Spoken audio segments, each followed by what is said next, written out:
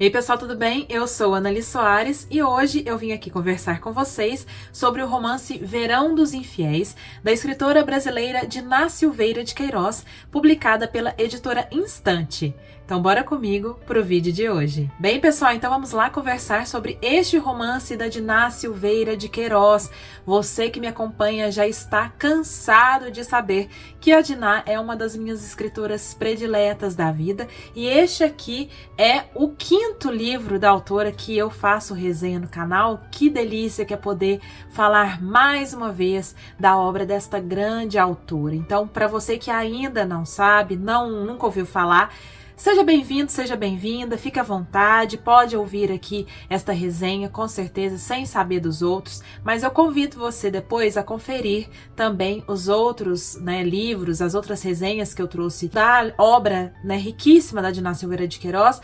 Tem outros 3 romances, assim como este, que também é um romance, e um livro de contos e de contos de ficção científica. Vejam que interessante, Diná Silveira de Queiroz foi uma autora que escreveu tudo quanto é tipo de gênero, foi uma autora que experimentou muita coisa naquela época, e aqui então vamos abordar um de seus livros geniais.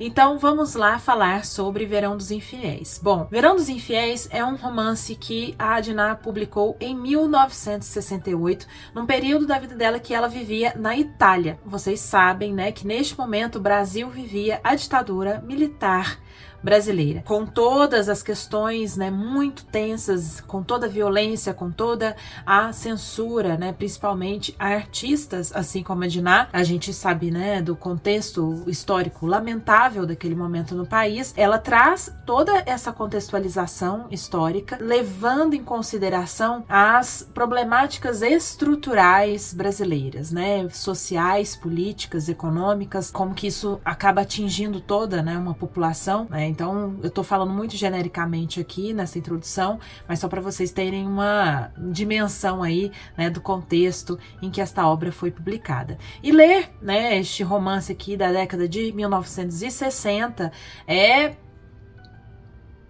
difícil, dolorido. A gente percebe quanta coisa ainda existe, ainda se repete, tantos anos, tantas décadas depois da publicação desta obra. A gente vê como que algumas questões, por exemplo, relacionadas à vivência da mulher no Brasil não mudaram, como que problemas estruturais estão ainda, afetando uma parcela enorme da população, como por exemplo corrupção, como que a violência faz parte, como que certos preconceitos sociais ainda estão presentes na nossa sociedade, como que a religião, a censura e todo o preconceito, que é colocado muitas vezes nessas doutrinações, muita coisa. Então é desolador, talvez, mas com certeza necessário, com certeza para fazer a gente pensar, o nosso mundo, o nosso país. A literatura nos permite, olhar para a coisa um pouco mais estruturada e a gente conseguir enxergar um pouco melhor todas essas questões nossas. Eu vou falar um pouco mais do enredo em si e aí vocês vão entendendo tudo isso que eu disse agora. Em Verão dos Infiéis, nós temos aqui a história de uma família de classe média naquele período mesmo, da década de 60, que é a história da Valentina, que é uma mulher que tem 3 filhos, ela é viúva, passa aí por problemas que a gente percebe, psicológicos, ela não está muito feliz e muito presente na própria existência. Ela faz uso de muitos medicamentos, pelo que me soa, assim, ela é um tanto hipocondríaca, a Valentina. Ela faz uso especialmente de um medicamento que é a benzedrina, Eu até nunca tinha ouvido falar, fui até dar uma pesquisada para saber o que é. Pelo que eu entendi, ela ainda é comercializada, mas em lugares como os Estados Unidos e o Chile. Mas ela toma esses medicamentos e ela vai para uma espécie de transe, Ela conversa e ela enxerga, ela vê fantasmas, da vida dela, consegue conversar com a mãe, a mãe e o tio, que já estão mortos, e nem é o corpo exatamente, da mãe, assim, são partes do corpo, é uma coisa muito maluca, gente. Eu adorei isso no livro, e inclusive me remeteu a outro livro dela, que é meu predileto, que é o Margarida Larroque, que é um livro anterior a este, de 1949, que também tem resenha aqui, que ela traz, né, esses elementos narrativos mais fantásticos, né, de um realismo assim mais mágico, uma literatura mais fantástica, de uma maneira muito diferente aqui, mas tem, né, nesses momentos de alucinação, mas que tem, né, um sentido aí, né, por trás disso que nós podemos interpretar, né, nessa busca da Valentina por algo que está além da realidade, né, dessa realidade da crueza, da realidade em que ela vive, porque viúva de um marido que diz aqui que o marido dela se suicidou, entre aspas, delicado demais para viver no mundo de grosseria. E esta aspa é importante, e principalmente esse adjetivo relacionado ao marido delicado, né, é interessante porque ele me lembrou o poema do Carlos Drummond de Andrade, Os Ombros Suportam o Mundo. É um poema da década de 1940 e que o Drummond fala exatamente isso, né? Alguns, agora eu não vou me saber de cor, tá, gente? Vocês me desculpem, eu vou deixar aqui para vocês escrito. Prefeririam, entre parênteses, os delicados, morrer. O Drummond escreve esse poema então na década de 40, tem muita relação, né, com o próprio contexto daquele momento. Então, assim, o início da Segunda Guerra Mundial, também aqui no Brasil, né, vivendo a Era Vargas, essa ditadura, né, do Estado Novo. E a Gina Silveira de Queiroz, que foi uma grande amiga do Drummond, né, inclusive, faz essa referência assim, muito subliminar, assim, muito subjetiva, mas eu, pelo menos, li, fã dos dois, né, não poderia deixar de notar essa conversa entre as duas obras, né? Porque o delicado, né, tem muito essa questão do suicídio, que é um grande tabu. Então, assim, qual que é, né? A motivação é uma covardia, uma coragem, é uma delicadeza diante de um mundo tão cruel, tão violento, né, naquele momento ali, que ela meio que foge também. Ela não se mata,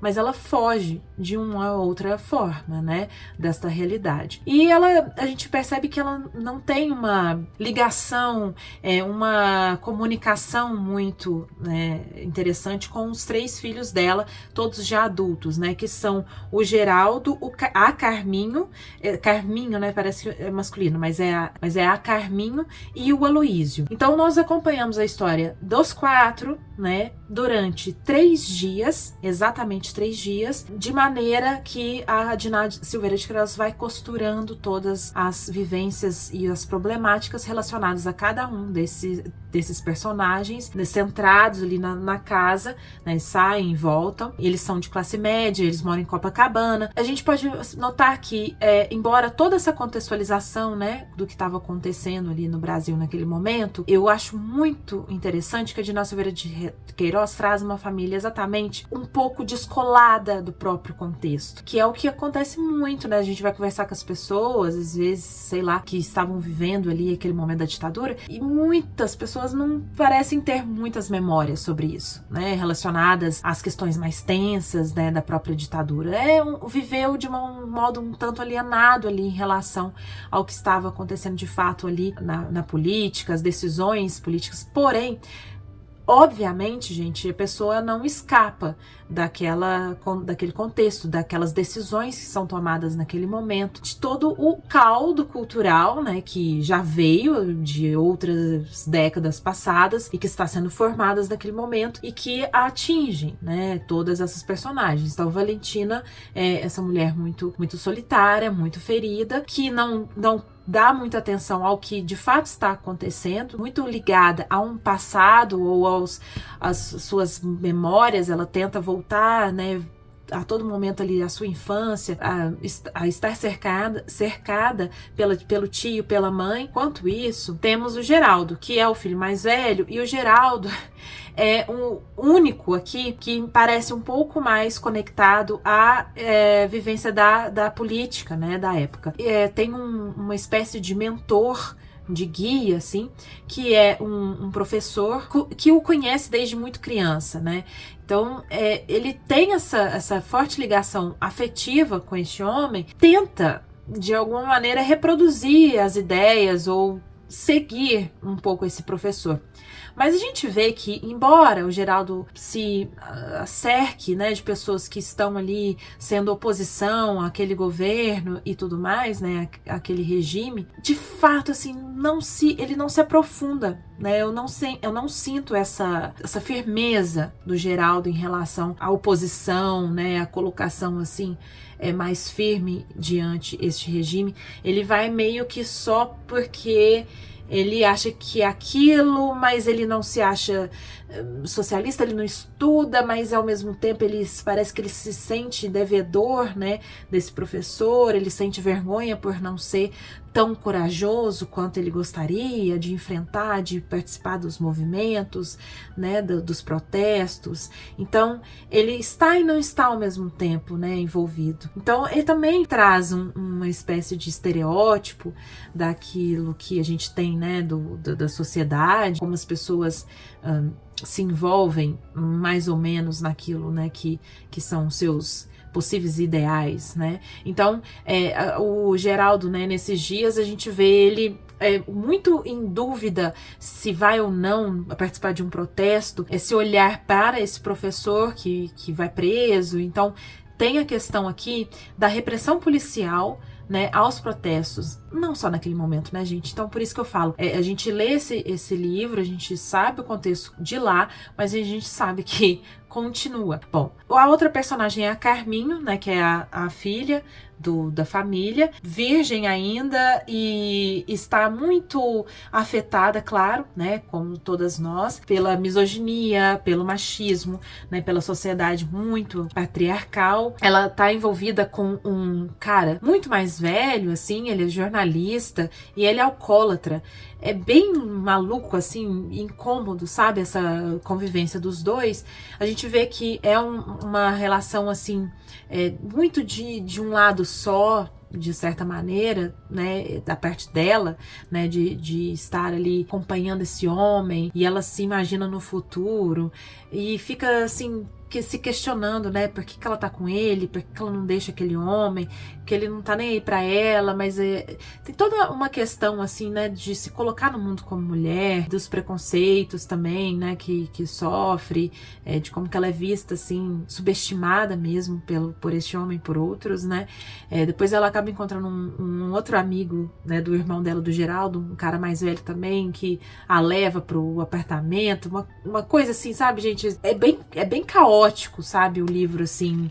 É claro, não é caótico de leitura, não é uma narrativa caótica, né, mas traz um caos, traz uma falta de, você vai pisando, mas você vai sentindo uma falta de estrutura, de certa maneira, né, isso é interessantíssimo, porque tem uma metáfora que belíssima que a Diná faz. Enquanto tudo isso está acontecendo, tá chovendo demais no Rio, e aí, para quem conhece o Rio, para quem também não conhece, a gente vê, né, no noticiário, como a questão da chuva ainda afeta muito, né, os moradores do Rio de Janeiro, principalmente em certas áreas, costas, que acontece, né, vira e mexe, a gente vê desabamento, né, acidentes, assim, muito graves, mortes ou pelo menos perda, né, material dessas pessoas, né, que vivem nesses lugares, e é um verão chuvoso que tá acontecendo nesse momento, então tá chovendo ali a todo momento. A presença da chuva também vai trazendo uma atmosfera, assim, sabe, que a gente vai se sentindo um pouco afogado junto dessas personagens, né, pelas experiências dela,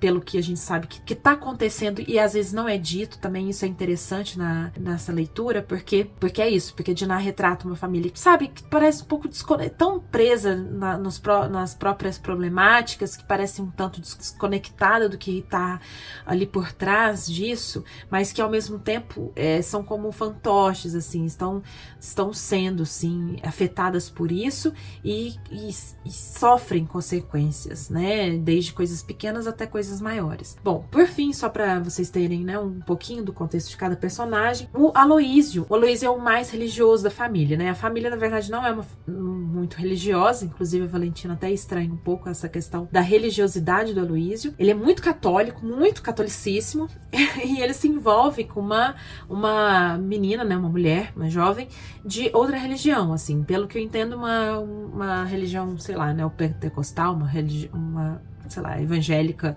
X aqui, eu não vou me recordar se tem até o nome exato, mas ela é uma pessoa que não segue, né, o catolicismo, e há muito preconceito do Aloysio em relação a isso, tanto é que ele não consegue aceitar o fato de que ele está envolvido e apaixonado por uma pessoa que não é católica.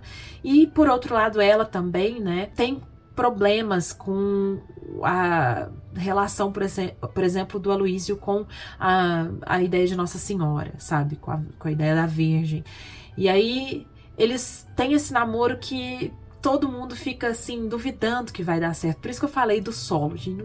Parece que nenhuma das personagens está pisando num solo, sabe, que dá firmeza, realmente rígido, algo que dê base. Tá todo mundo um pouco meio que, sabe, afundando ali, né, junto dessa chuva e do que tá acontecendo, sabe? E realmente é algo que formam buracos ali que a gente vai tentando entender. Então, o Aloysio tem essa obsessão até, né, pela sua religiosidade, e que como isso a gente sabe, né, que retrata parte, né, da população brasileira, principalmente, eu acho que de umas décadas atrás, porque hoje o Brasil já é muito já dividido, né, entre o catolicismo e as religiões protestantes e pentecostais, enfim. Mas naquele momento ali, eu acho que é muito isso, né, a questão da presença, né, da Igreja Católica, que está muito relacionada, né, a gente sabe, ao governo, né, que participa ali, ao meu ver, não deveria, que hoje a gente sabe que também estão lá os pastores, né, participando também, né, temos aí uma bancada da Bíblia, né, enfim, né, seja católico ou dos evangélicos, temos presença ali muito forte, né, das ideias religiosas cristãs numa bancada brasileira para decisões que deveriam ser laicas, né, porque nosso estado teoricamente é laico. Bom, então essas são as personagens e eles estão esperando a chegada do Domingos, que é o cunhado da Valentina. Ela escreve, isso não é colocado, mas a gente sabe que a Valentina escreveu ao Domingos para ele visitar a família, ela tá precisando de ajuda, e fica todo momento assim a gente esperando o Domingos. Aí tem uma outra referência que eu achei interessante, que me recordou, que é o Esperando Godot, né, que assim, uma peça de teatro em que as personagens ficam todo o tempo esperando a chegada do Godot, que nunca chega, né, gente?